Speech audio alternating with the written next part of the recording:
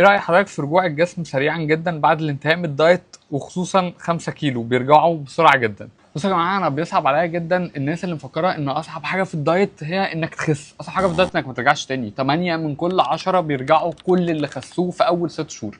تبقى انت اللي متابعني الاثنين اللي هما مش بيرجعوا تاني بعد 6 شهور. ركز معايا. هنقول الاول هو انت ليه اصلا بترجع تاني. اول حاجه، اول ما بتبدا دايت بعد اول شهرين في الدايت بيحصل حاجه اسمها ادابتيف ثيرموجينيسيس، ودي قلتها قبل كده. منظومه حرقك بتقل 20%.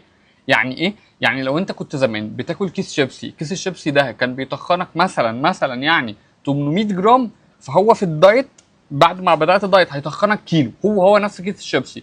ليه؟ لان الهرمونات بتاعه الحرق بتبدا تقل، واداء الغده الدرقيه بيبدا يقل، لان هو شايف ان الاكل اللي بيدخل بيقل. فدي اول حاجه، يعني انت حرقك بعد ما بدات الدايت اقل. في 4 حاجات انا عايزك تعملهم الاربعه، واقسم بالله انت مش هترجع تاني خلاص. الاولى ان كل شهر ليك في الدايت لازم بعدها تعمل اسبوع اسمه ريفيرس دايتنج، يعني تبدا ترفع سعراتك شويه. تبدا تحط، حتى لو هو ده اليوم الفري، تزود فيه النشويات المعقده اكتر من اللي انت بتاخده، وتزود الدهون الصحيه، المكسرات والزبده والزيت الزيتون. دي لازم تعملها.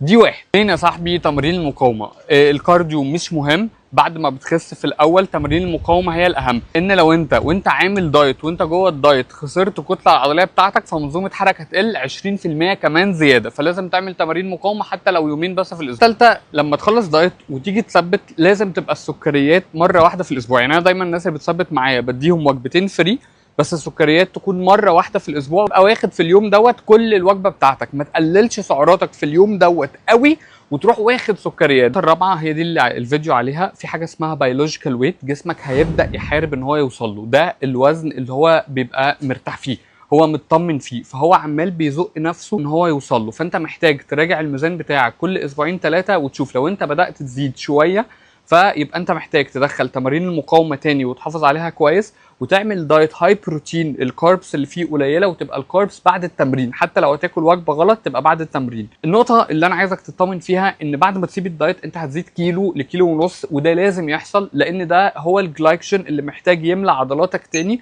ويدخل الكبد بتاعك ويطمن جسمك ان هو تمام. ده ملوش اي علاقه بالدهون. كيلو ونص هو ده الجلايكوجين اللي جسمك محتاجه، فكده كده هيزيده. فدونت بانيك.